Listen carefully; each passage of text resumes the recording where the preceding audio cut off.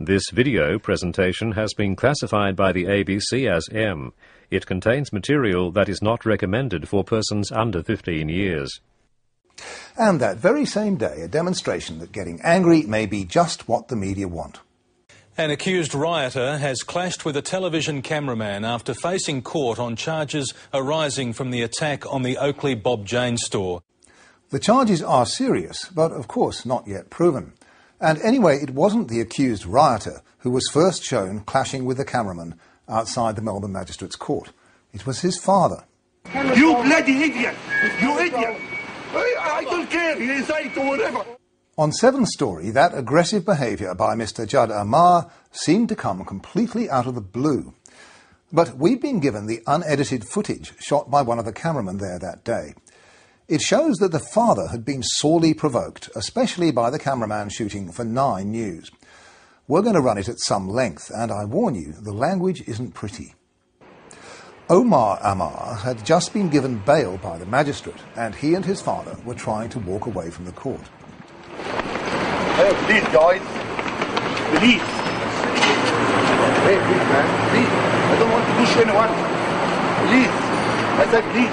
Don't push people, mate. I say please. I say please. You don't push people. I say please. You don't What do push you say? people. Both men crossed the street, but when they return to the pavement, it continues. I say please. I say please. Please. Leave me alone, please. I'm just doing my job, mate. Please, leave me alone. Enough. I'm just doing my job. Oh, my God. Just doing his job. But at most he needed a couple of shots of the pair. You'd think he'd have got enough by now. But no, he's hardly started. Hey, man, go away, please. Leave me alone. What's the job? You already have it. Please, go. All right, you've got me. Fuck, what do you want? Please. You've got me. All right, you've got my face. Is that what you want? Please, Is that what man. you want? Oh, Mr. Homer. Fuck off. I say please, man, please. Please, go away. Please. Okay, I don't touch you. I say please, go away. No. You don't touch people. بس عمر هم عايزين يقطعوا في ضربه. أنا say please, go away, please. Please. We're just doing our jobs. بلادي. You don't touch people. But it's fine, apparently, to stick a camera in their faces for minutes on end while they walk down a public street. By our count, the cameraman had been asked to stop, please, 25 times by Mr. Amar. At this point, though, a noisy truck makes it hard to hear. It sounds as if the cameraman says, F off. You say to him, fuck off. Say to him. You say to him, fuck off. Huh? You say to him to fuck off. You bloody idiot. You idiot. I don't care. You say it or whatever. You idiot. Sibulo. Fucking mate. Sibulo. Fucking terrorist. That's right. The 9 cameraman, whose name is Simon Fuller, called Mr. Amar an effing terrorist. If he wanted a reaction, he certainly got one. You say again, you bloody idiot. What do you say? You idiot. I'm a terrorist. I'm a terrorist. You call him a terrorist? I didn't say that. Okay. What do you see now? All right, we'll go get the cops now then. The argument continued as the Amars retraced their steps towards the court in search of police. A minute and a half later, it was still going on. Omar Amar was by now furious. Calling my dad a terrorist? Who the fuck are you to call him a terrorist? Why do you call him a terrorist? Because he has a beard and because he's Muslim? Is that what it comes down to? Is that what you guys have kept bringing it down to? You can't even have a beard in this country anymore without being calling a fucking terrorist. Have some fucking self-decency.